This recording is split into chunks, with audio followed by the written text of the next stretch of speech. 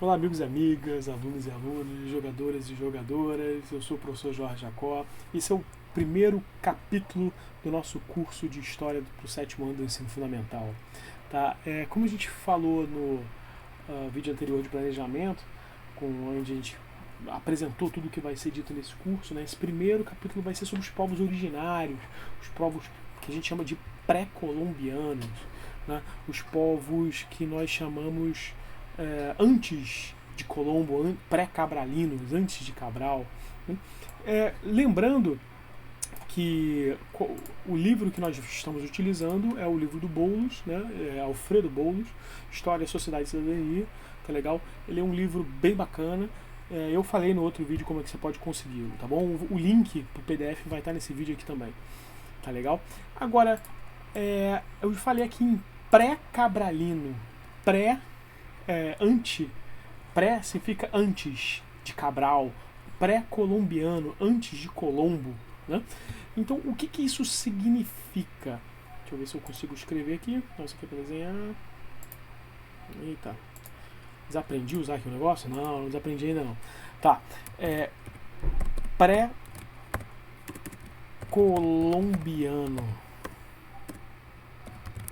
São os povos pré-colombianos. Ou povos originários da América, tá? Eles são os povos que nós vamos falar hoje, boa parte desses povos, né? Não todos, não dá para falar de todos, mas são os povos, a gente pode colocar aqui a definição, são os povos que existiam na América antes de Colombo e Cabral. Tá? Ou antes dos descobrimentos. Essa palavra descobrimento, ela já é uma palavra complicada, tá legal? Essa palavra descobrimento a gente tem que colocar um monte de interrogações nela. Tá? Por que um monte de interrogações? Ué, o Brasil não foi descoberto, a América por Cabral, a América não foi descoberta por Colombo, né? Isso é muito questionável, porque descobrimento significa descobrir, revelar algo que não existia. Pois é, então quando você descobre, significa que não existia antes. Parece que essa América toda aqui, quando Colombo chega nessa região, que hoje é o Haiti, e Cabral chega nessa região, que hoje é o Recôncavo Baiano, a Bahia, né, Porto Seguro, parece que não existia toda uma América com povos originários, povos que viviam aqui, que tinham suas relações. Isso é todo um discurso construído para desvalorizar esses povos. Então a gente precisa sempre, você, um aluno do 7º ano, já tem que fazer esse questionamento. Ué, então quer dizer que o índio não tem valor? Muito pelo contrário, né? A terra era deles. A terra é deles. Né? Também agora, né? A gente tem que compartilhar a terra com eles. Então, a gente precisa estudar esses povos, a origem desses povos tá aí, porque eles são nossos povos. Nós, todos nós, como eu botei aqui na nossa... nós somos todos um pouquinho de descendentes indígenas. Todos nós temos um pouco de indígena entre nós, né? Em nós. Com certeza, é impossível nós não termos uma ascendência nada de indígena, impossível, tá? Assim como não temos, impossível termos nada de africano ou português, é muito difícil. Então todos nós somos indígenas, todos nós somos negros, todos nós somos portugueses, e isso é o Brasil, né? E nós precisamos respeitar e preservar esses povos, porque fazem tanta parte da nossa história e da nossa origem, né? Um país sem origem não é um país. Uma nação sem origem não é nada. Né? Então a gente tem que estudar a nossa origem para preservá-la e admirá-la. Então vamos estudar um pouquinho desses povos originários. Olha aqui, para quem não reconheceu, esse aqui é um mapa da América, né? Junto que eu mostrei aqui no Google Earth. Né? O Google Earth é uma imagem, são coletâneas de imagens satélites, mas uma coletânea de imagens satélites da América. A América do Sul, a América Central e a América do Norte. Tá legal? Todas essas 3 Américas tinham seus povos originários, como a gente vai ver aqui. Repara, todo mapinha, ele precisa... Você tem que se adaptar com isso, tá? Você tem que, quando se for lidar com mapas, ele tem um título, aqui ó, Povos da América do início do século XVI, tá bom? Se você não está sabendo o que é o século XVI, deixa eu voltar aqui, o século XVI, ó, 10, 15, 16. O X é 10, o V é 5, o I é 1. Então, o século XVI, ele compreende entre os anos mais ou menos ali 1501 a 1600. Tá? É o século XVI. Eu dou sempre uma diquinha que é muito boa para a leitura de século, que é o seguinte: todo século ele compreende o seu, por exemplo, século XVI, você diminui um,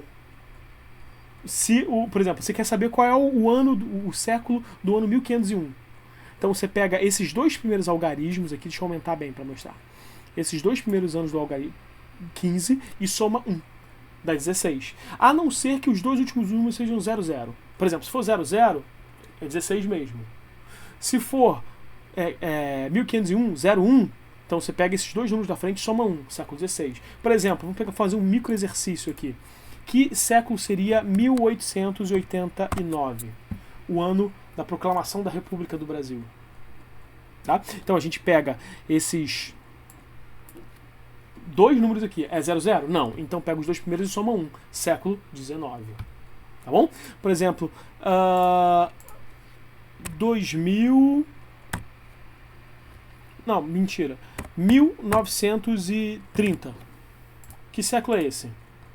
A Revolução de 30. O ano da Revolução de 30 no Brasil. Então, é 00? Não. Então você pega o 19 e soma 1. Século 20.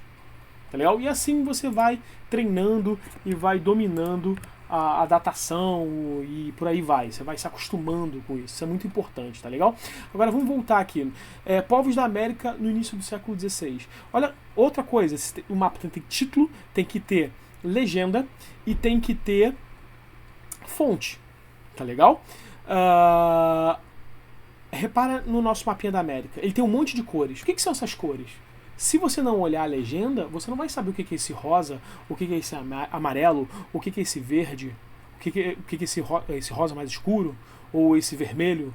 Tá? Então você precisa da legenda para te orientar nesse mapa. Por um acaso, a gente pode olhar aqui esse rosa, a gente chega aqui mais perto do mapinha, né? E esse rosa são os Tupi-Guarani. É uma grande quantidade de povos indígenas, uma nação indígena que vivia aqui em terras brasileiras. Né? Você tinha vários Tupis-Guaranis, que a gente vai estudar eles mais no finalzinho desse capítulo. Mas aqui em cima, você tinha aqui, ó, os Uto-Aztecas, nesse verdinho aqui. E esse amarelo, outros, né? Porque eram tantos povos que eles acabavam misturando. Esse vinho, o Quichua. Quichua. Tem um acento aqui. Quichua. Tá legal? Ou os iroqueses na América do Norte, ou os esquimós. Os esquimós, sim, os esquimós eram povos originários, né? Lá no norte, na América do Norte. Então, a gente precisa da legenda para entender. E olha como, no século XVI, essa América não estava vazia. Ela estava muito cheia de povos que viviam dessa terra. Tá legal? Ou seja, com a chegada dos espanhóis e dos portugueses e posteriormente ingleses e franceses, você tem mais povos que vão adentrar essa região. Tá bom? Então, vamos falar um pouquinho dos astecas. A América pré-colombiana não é muito a minha especialidade. Então, eu vou usar, assim como você, usar o livro para guiar. Né? Os astecas viveram em Aztlán, daí o seu nome, no norte da América. Ou seja, Aztlán, norte da América. Então, eles viviam aqui, ó. No norte da América. Volta pro texto. Por volta do século XII. Olha aí, século XII. Aí a gente já, fazendo aquele exercíciozinho que a gente fez. Século XII. Como é que a gente vai ver o século XII, Jacó? Vamos lá. Século 10, 11, 12. Deve ser 1201. Opa, errei. 1101, agora acertei. Até 1200. Esse foi o século XII. Ou seja, os astecas eles viviam na América do Norte nesse período muito antes da chegada de Colombo, muito antes da chegada de Cabral. Bom, se você não sabe, né, a chegada de Cabral e Colombo, ela se dá no finalzinho do século XIV. Por exemplo, Colombo chega em 1492. Chegada de Colombo na América. Ele chega na América Central. A gente vai falar bastante disso mais adiante, né? E a chegada de Cabral. Essa é fácil, né? É só você saber o ano da descoberta do Brasil. 1500. Chegada de Cabral ao Brasil. O que vai ser o Brasil? Não se chamava Brasil ainda, tá? Beleza. Então, ou seja, olha como é que esse povo, astaca, ele via da América do Norte, ele existia muito antes da chegada de Colombo, de Cabral, né? No início do século seguinte, depois de muito caminhar, chegaram ao Vale do México, à beira do lago Texcoco, em 1325, e fundaram a cidade de Tenochtitlan. Tenochtitlan. Né? Essa região do México, ela fica aqui, ó. Aqui é o México. Ou seja, os astecas eles viviam daqui, por aqui. Tá bom? Eu posso aqui botar no Google Earth os mapas, né, as fronteiras atuais. Aqui, ó. Aqui já é Estados Unidos e aqui embaixo é México. Tá? Se eu não me engano, a cidade do México fica bem próxima de Tenochtitlan. Tá legal? Então vamos continuar.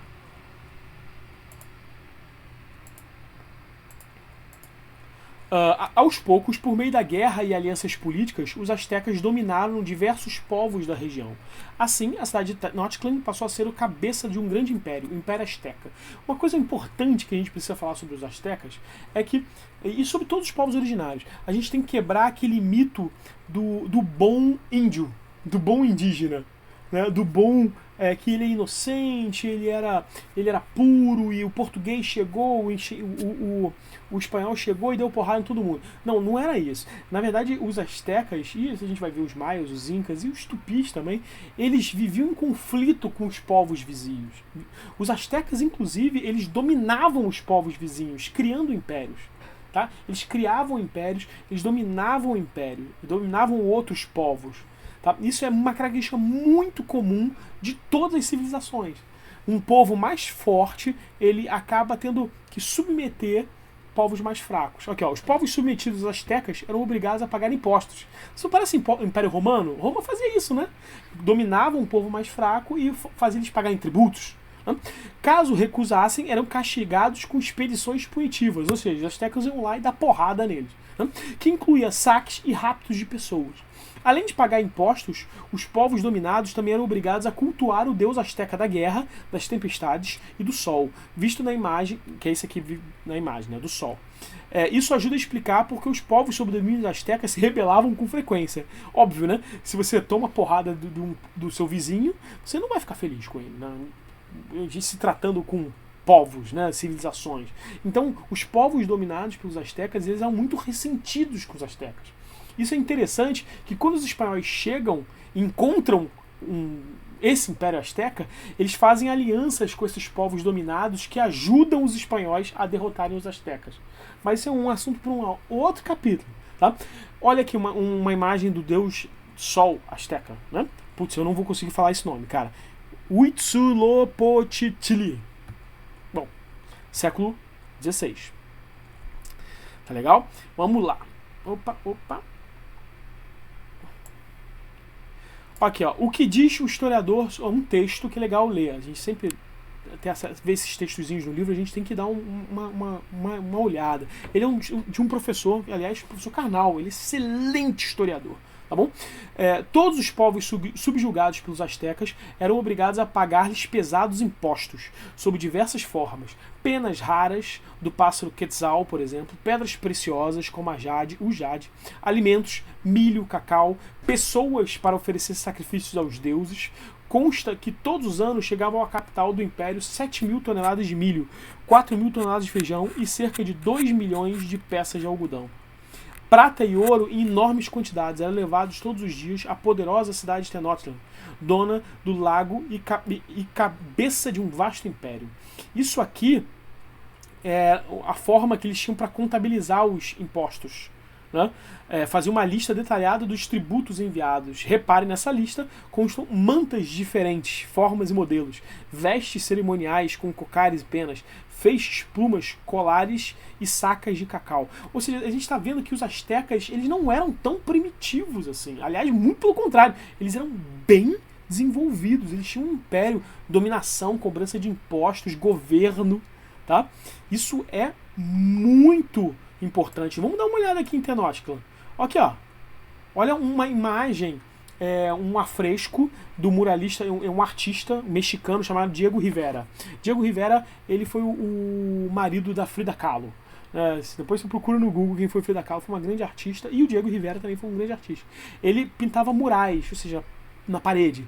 E ele pintou a cidade de Tenochtitlan na parede. Um afresco. Né? E olha o tamanho dela. Na visão de Diego Rivera. Isso aqui é uma cidade de um povo atrasado, primitivo? Não, ele é um povo muito bem avançado. Numa época em que os livros de história do México mostravam só os espanhóis como os únicos construtores da nação, o artista Diego Rivera inovou ao valorizar a atuação dos povos indígenas nos diversos campos da vida social do país. Ou seja, o Diego Rivera ele fez isso que eu estou propondo para a gente fazer. Ele valorizou a origem do povo mexicano, que é o povo asteca. Tá? Não só os espanhóis, também tem uma contribuição importante ao México, mas, da mesma forma, os portugueses para a gente, né?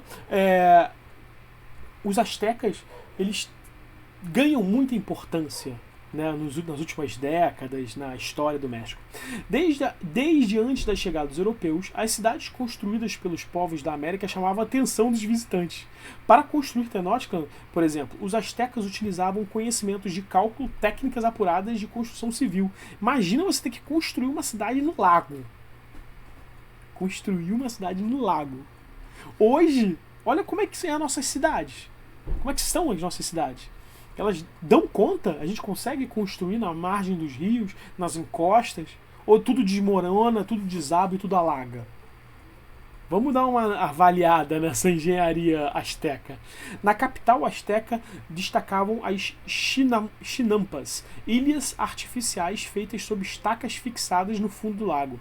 Para fixá-las, os astecas, além de bons construtores, tinham de ser ótimos nadadores e dominar técnicas de respiração. Ou seja, o cara tipo, era um mergulhador para poder fixar essas estacas, né, debaixo da água. A fertilidade das terras pantanosas garantia a produção de alimentos para os habitantes da cidade lacustre. Lacustre está aqui na própria... Está associado ao lago, né, uma cidade lacustre e uma cidade no lago. Nessas ilhas, eles cultivavam flores, verduras e plantas medicinais, entre outras. Cortados por canais e arquidutos, ruas largas e retas, Tenochtitlan provocou enorme admiração dos conquistadores espanhóis nascidos em cidades relativamente menores. Pois é, as cidades na Europa eram muito micro, cara. A gente vai ver daqui a alguns capítulos que no finalzinho da Idade Média, na transição para a Idade Moderna, as pessoas não viviam em cidade, porque a cidade era suja, cheia de doença, peste negra. Então os caras viviam no campo. Então quando esses conquistadores espanhóis, descobridores, conquistadores espanhóis, chegam em Tenochtitlan, eles ficam maravilhados. Nossa, é uma metrópole, é uma cidade muito maior que todas as cidades na Europa, né? A cidade de Tenochtitlan continua chamando a atenção de estudiosos de hoje, né? Ou seja, os astecas, eles sempre vão mostrar muito mais pra gente do que a gente acredita, né? Se a gente dá uma googlada, a gente vai ver diversas imagens sobre o povo asteca. Olha aqui os deuses. Okay, as construções, as pirâmides. Tenochtitlan, o afresco que acabei de mostrar para vocês. Olha o guerreiro asteca. E a cidade de Tenochtitlan atrás. Ou seja, eles eram guerreiros emplumados e orgulhosos, né? Eles resistiram aos espanhóis o quanto deu. Essa é uma imagem interessante, é um afresco, uma pintura, né? Repara, os espanhóis chegando, invadindo Tenochtitlan. Caramba, vou até aumentar essa imagem. Uau, eu nem sei quem é o artista, mas eu vou procurar, a gente pode procurar saber. Depois eu boto nos comentários quem é. Olha os espanhóis, eles estão com armadura metálica, espadas, cavalos, e os indígenas em canoas, né, tentando repelir a invasão a Tenochtitlan, né, a cidade no lago. É uma imagem muito bonita, vai ficar bem legal nessa aula aqui.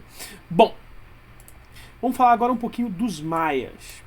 Os maias estão entre as civilizações mais antigas da América. Seus ancestrais viviam nas montanhas da atual Guatemala desde 2500 AC. AC significa antes de Cristo. Ou seja, os maias eles são mais antigos ainda que os astecas. Inicialmente, os maias eram caçadores e coletores e se deslocavam constantemente pela selva em busca de alimentos. Caça, pesca e colheita. Ou seja, eles não dominavam muito bem a agricultura ainda. Tá? Eles tinham que caçar, coletar. Mais tarde domesticaram as plantas aí, como o milho, a pimenta e o feijão. E se estabeleceram na península de Yucatán. Eu vou te mostrar onde é que fica a península de Yucatán. Se os astecas eles estão aqui localizados no México, né? Nessa região Tenochtitlan e por aí vai, a península de Yucatán é aqui. Fica exatamente aqui. Essa é a península de Yucatán. Tá? Aqui nós vamos encontrar diversas ruínas maias. Muitas ruínas, muitas pirâmides antigas, pirâmides, isso mesmo, pirâmides antiquíssimas maias. A gente pode depois até procurar aqui no Google Earth mesmo. Tá? Vamos saber mais. O local em que os arqueólogos descobriram, em meio à floresta tropical, cidades de Tikal e Copán. Depois, os maias ocuparam também cidades já existentes, como Uxmal e Chichén Itzá, situadas ao norte. A área onde se desenvolveu a civilização maia corresponde ao sul do atual México. Olha como a história do México é rica, né? Não tem só os astecas, tem também os maias. Quase toda a Guatemala, parte de El Salvador, parte de Honduras e Belize. Observe no mapa. Eu vou aqui à Península de Yucatán, as cidades que ele citou, né? Tikal, Uxmal, Mayapán, Chichén Itzá, etc. Né? Copán, a Península de Yucatán. Vamos olhar aqui no Google os países que compõem atualmente o território do que já viveram os maias. Ó, Belize, Guatemala, aqui em cima é o México, Oaxaca, perdão, Veracruz, Chiapas, Tabasco, são todas regiões do México, né? Tipo distritos do México, né? Belize e Guatemala são outros países. Olha aqui, são todas áreas do atual Maia, povo Maia, né? Bom, assim como os gregos antigos, repara que eu não falei a palavra império, hein? Os maias viviam em cidades-estado, ou seja, cidades com governo, leis e costumes próprios. Em caso de guerra contra um inimigo comum, as cidades maias se organizavam em confederações, mas nunca chegaram a construir um império, a exemplo dos astecas e dos incas. Ou seja, os maias eles viviam em cidades-estado, ou seja, cada cidade tinha um líder, um chefe, que a gente vai falar um pouquinho dele, e eles se identificavam porque provavelmente falavam uma língua comum, tinham a mesma cultura, cultuavam os mesmos deuses, mais ou menos como os deuses, né? Os gregos, né? Atenas e atenienses espartanos, eles tinham administrações diferentes, tinham reis diferentes, né? Gestores diferentes, mas quando vinha um inimigo externo, eles se uniam, mais ou menos o que acontecia com os maias, eles se uniam para enfrentar um inimigo externo. Tá? Olha aqui o vaso de cerâmica com cena de jogo de bola. Período tardio. Bacana, hein? Maia. Então, vamos falar sobre a sociedade e economia maia. A sociedade maia era hierarquizada. A elite era formada por nobres e sacerdotes. Abaixo deles viviam os artesãos, os trabalhadores livres, agricultores em sua maioria. Os nobres e os sacerdotes ajudavam o governante máximo em cada cidade a dirigi-la. Ele tinha o título religioso de Unak Kel, né? Sil, não sei como é que se pronuncia isso. E era visto pelo povo como representante dos deuses. Os camponeses acreditavam que para conseguir boas colheitas tinham de pagar impostos a esse governo sagrado.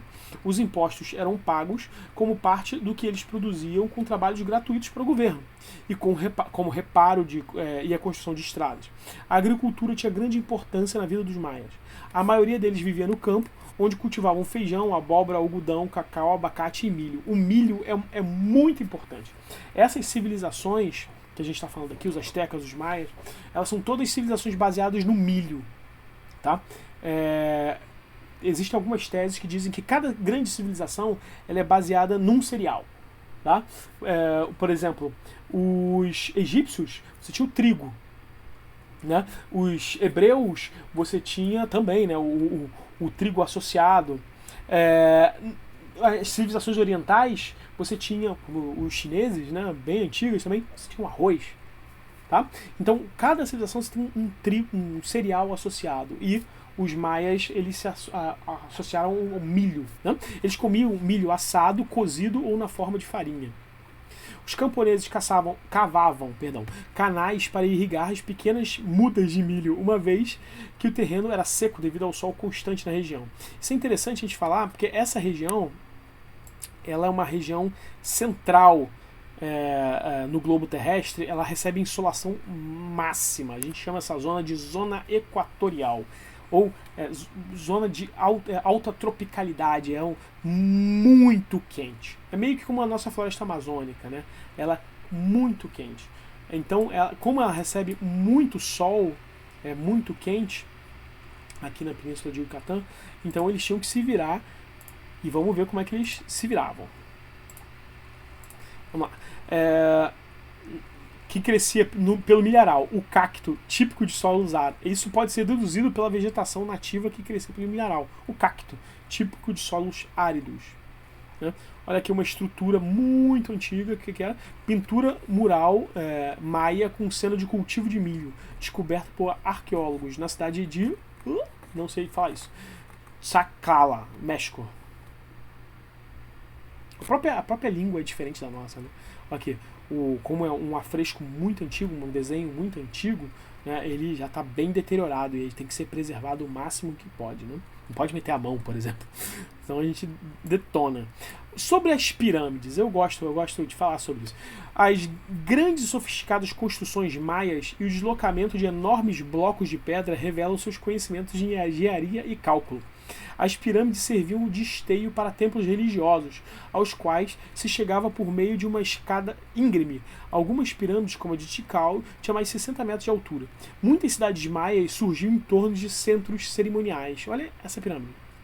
Aí muitos alunos me perguntam, poxa Jacó, tem pirâmide em tudo quanto é lugar no mundo. Você tem pirâmide aqui, maia, você tem pirâmide no Egito, aqui, né, nessa região, o Vale do Rio Nilo. Ué, então está dizendo que, por que tem pirâmide espalhada no mundo inteiro? Porque, assim, não tem nada a ver com alienígena, tá, cara? Não viaja nisso. Mas é que a pirâmide, ela é a estrutura geométrica mais simples possível de se fazer. Você literalmente faz uma base, aqui a gente pode mostrar aqui um desenho tosco meu. A pirâmide é muito fácil de você construir. Fácil, né? Não, é mais simples, não necessariamente estou dizendo que é fácil. Você tem uma base larga, e você vai estreitando o topo.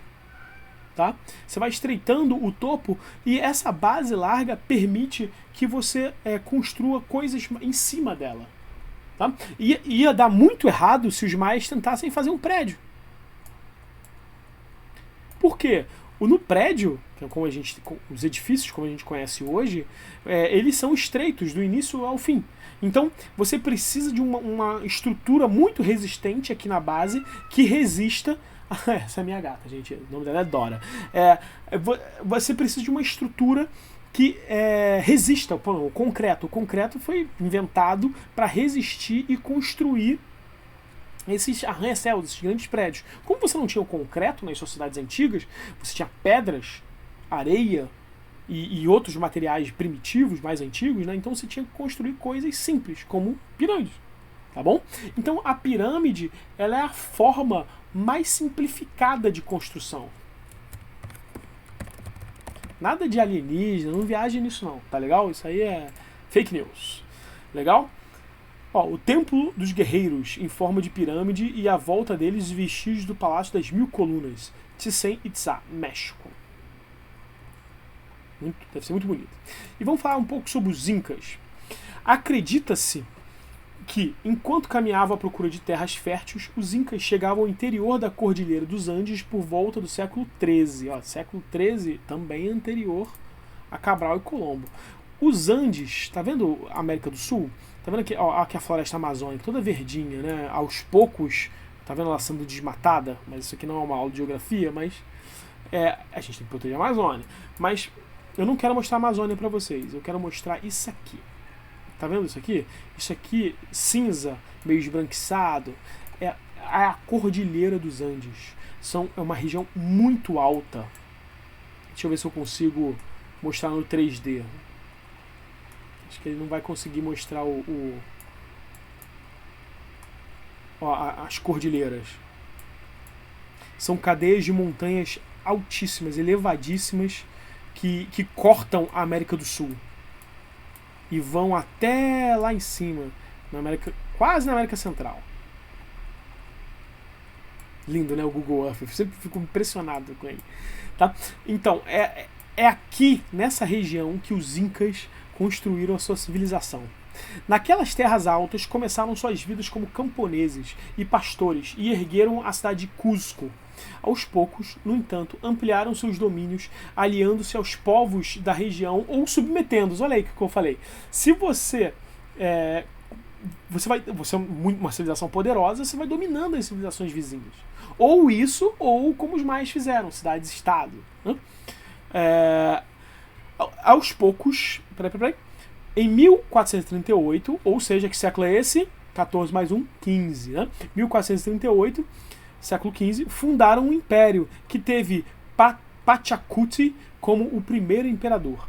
No processo de formação do seu império, os Incas assimilaram elementos de outras culturas, inclusive o Quechua, a língua que mais tarde se espalharia pelos Andes.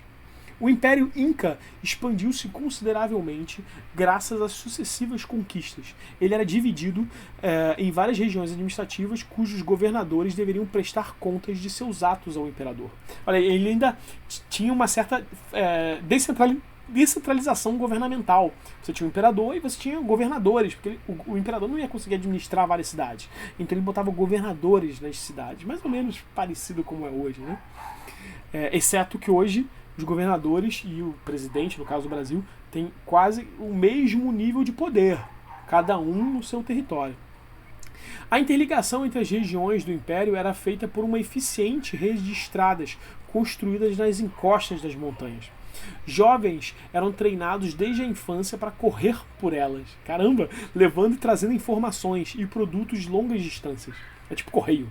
Né? As principais estradas incas ligavam o interior de Cusco à cidade planejada, Cusco, uma cidade planejada, que servia como capital do Império Incaico. Olha, as pessoas estão sempre caminhando, né, por essas estradas até hoje. Até hoje. E é muito alto. É muito alto. Então, não sei se vocês já viram em jogos de futebol, quando vai jogar lá em Lima, no Peru, tem aquele problema da altitude. Eu acho que a cidade de Lima fica aqui. Tem aquele problema da altitude e o jogador ele não consegue render muito. Aqui, ó. Lima. Ele não consegue render muito porque é muito alto. Né? Você deve ter ouvido falar isso. Agora, imagina caminhar grandes distâncias. Óbvio que esse povo ele já está acostumado a fazer isso. Tem toda uma adaptação a isso. Né? O seu professor de ciências pode explicar melhor que eu. Né? Mas existe um aumento de hemoglobina no sangue dessas pessoas para poder ter uma maior eficiência, né? Uma maior eficiência respiratória. Não sei se eu falei certo. Me perdoe algum professor de história que esteja vendo isso, mas eu imagino que seja isso. A sociedade incaica. O imperador, conhecido como Inca, né, ou o Filho do Sol, era visto como semidivino e possuía enormes poderes e privilégios. Seu cargo era hereditário, ou seja, passava de pai para filho. Né? O filho do imperador ia ser imperador também. Abaixo dele estavam os sacerdotes e os chefes militares. Repara como os sacerdotes nessas sociedades elas estão sempre lá em cima, né? São sempre uma classe mais respeitada e etc. Todos saídos da nobreza, os chefes militares. Né? Depois vinham os artesãos, os soldados, os projetistas e os funcionários públicos. Ou seja, embaixo dos sacerdotes e chefes militares vinham todos os trabalhadores. Tipo assim, essas sociedades, o trabalho desvalorizado, né? Tipo, você sempre valorizar mais o trabalho. Né? Esses profissionais viviam em cidades e eram sustentados pelo governo, que armazenavam riquezas com os impostos cobrados em comunidades camponesas e povos sob domínio inca. Ah, que estátua bonita. Estátua de Pachacuti, imperador inca. Praça das Armas, Cusco, Peru. Legal. Olha a imponência dele, né? Nitidamente não tem nada de primitivo. O texto foi escrito pelo historiador Serge Gruzinski.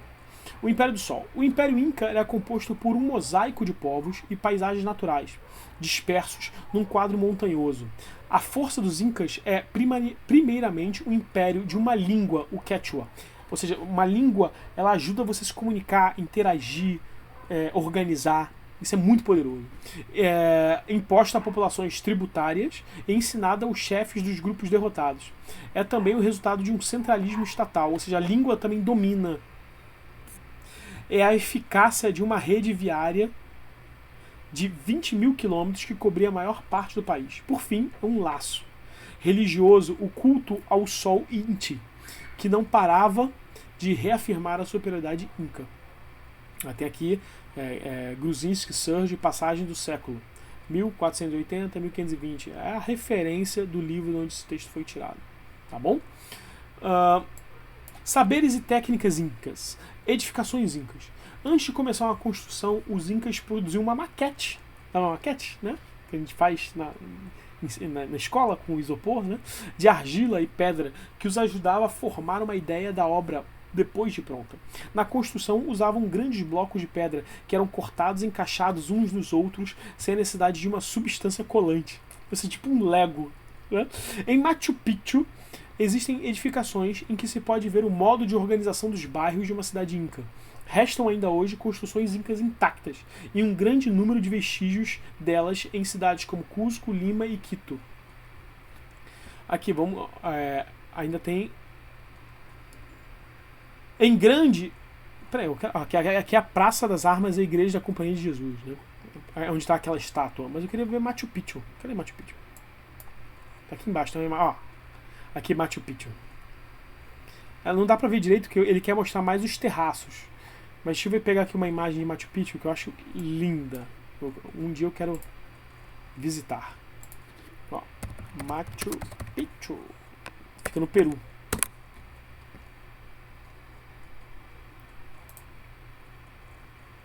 Olha só. Olha que lugar fantástico. Eles construíram nitidamente uma cidade no alto da montanha. Aqui as pedras encaixadas que ele estava descrevendo pra gente. As pedrinhas todas encaixadas. Bacana, cara, muito legal. Dizem que dá pra visitar Machu Picchu até hoje, só que tem que andar, cara. Tem que caminhar pra chegar lá em cima, porque não dá pra ir de carro, nem de avião, nem de helicóptero, não. Tem que subir e caminhar bastante. Era grande e majestosa e deve ter sido fundada por gente capaz e inteligente. Tem ruas muito bonitas, embora estreitas, e as casas estão construídas de maciças pedras, belas e unidas. Cusco era a cidade mais rica das Índias. É que eles chamavam de Índias, que eles não tinham muita noção que eles estavam num continente novo ainda. Então eles chamavam de Índias Ocidentais. A América toda foi chamada de Índias Ocidentais em detrimento da Índia Oriental, que é a Índia mesmo. Né? Deixa eu mostrar aqui no Google Earth. As Índias Ocidentais, América, né? E a Índia mesmo é aqui. Ou seja, Colombo, até uma sacanagem com o Colombo, né, cara? Mas ele quando chegou na América, ele achou que estava chegando na Índia. Por isso que ele chamou de índios. Né? Que é um termo até um pouco depreciativo. Mas, enfim, eu prefiro o termo nativo americano. Acho mais legal. Técnica, trabalho e impostos. Habitando regiões montanhosas, os incas desenvolveram uma técnica agrícola que consistia em construir terraços na forma de uma imensa escada para a prática da agricultura, sistema de terraços. Nos degraus mais altos, cultivavam espécies de vegetais resistentes ao frio, porque lá em cima era mais frio, como a batata. No meio, milho, abóbora e feijão. E nos mais baixos, semeavam árvores frutíferas. Com isso, conseguiam colheitas variadas e fartas o ano inteiro. Os incas se dedicavam também ao pastoreio. Criavam a llama, a alpaca, animais usados no transporte, dos quais obtinham lã e leite. A llama, que graça. Né? Dizem que é um parente do camelo. tem a resistência, né, do camelo. Os camponeses construíam o camelo do deserto, né, a lhama de grandes altitudes. Os camponeses constituíam a maioria da população. Cada aldeia era formada por um conjunto de famílias camponesas, unidas por laços de parentesco que recebiam o nome de Ailu. O chefe do Ailu era o Curaca.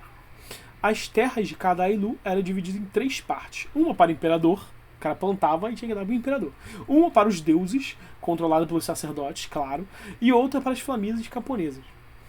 Ou seja, o que você produzia, você ficava só com 1/3. 1/3 era do sacerdote e 1/3 do imperador. Além de trabalhar todas as terras, os camponeses tinham de prestar um serviço gratuitos ao Estado, plantando, construindo ou reformando. Essa obrigação tinha o nome de mita, aos terraços.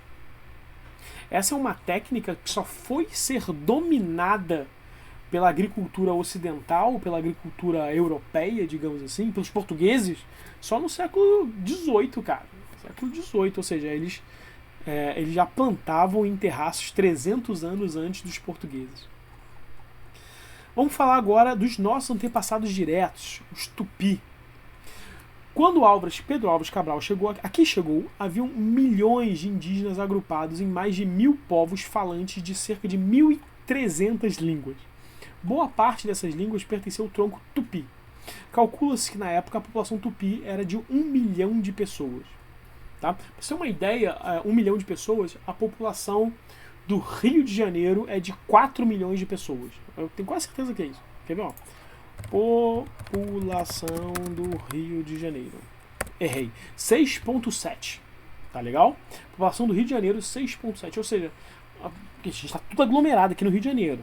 Imagina essa população indígena de 1 milhão de pessoas. 1 milhão de pessoas é muita gente, é muito índio. Tá? Os povos tupis tinham uma origem comum, a atual floresta amazônica. Suas casas eram ruidosas e movimentadas. Suas aldeias eram grandes se comparadas às da Amazônia atual. Por volta de 500 a.C., ou seja, muito antes de Cabral, eles começaram a se expandir. Uma parte deles caminhou pelo interior em direção ao sul, outra parte rumou até o foz do rio Amazonas. E depois avançou pelo litoral no sentido norte-sul. Os tupis praticavam agricultura, com destaque para o cultivo da mandioca. Olha aí, um tubérculo, né? Planta que foi descoberta e domesticada por eles. Para complementar sua dieta, caçavam, pescavam e coletavam produtos da floresta. A mandioca é um tubérculo fantástico. Fantástico. A gente chama de aipim, né? Ele foi introduzido na nossa dieta pelos indígenas, cara. Eu adoro mandioca. Adoro. Impressionante. Na nossa escola, na escola que eu estou dando aula atualmente, tem uma mandioca famosa, né? Eles chamam de mandioca da reta da base. Dizem que é muito gostosa. Os tupis praticavam agricultura com destaque para o cultivo da mandioca, planta que foi descoberta e domesticada por eles. Para complementar, já li isso, né? Entre os grupos tupis que habitavam o litoral estavam os tupinambás, da área onde hoje é o Rio de Janeiro, ou seja, os tupinambás viviam onde hoje é o Rio de Janeiro, e os tupiniquins, que tinham o próprio início do nome, Tupinambá, Tupiniquim, tinham suas aldeias onde hoje é Porto Seguro, Bahia. Olha que imagem linda. Crianças falantes da língua tupi se refrescam e divertem tomando banho no rio Coluene, aldeia Aihá, Calapalo, Parque Indígena do Xingu, 2016. Ainda existem muitos indígenas no Brasil e a gente tem que protegê-los todos, cara. Todos. Todos eles sem exceção. Técnicas e saberes tupis. Objetos que contam história. Os mantos indígenas vistos nessa página foram confeccionados pelos tupinambás, grupo falante da língua tupi que habitava o litoral brasileiro. São confeccionados por fibras naturais, embira, e penas de guará, ave de plumagem vermelha do litoral norte brasileiro, informa o estudioso. Todos os anos, os tupinambás saíam em grandes expedições para obter as penas da ave guará.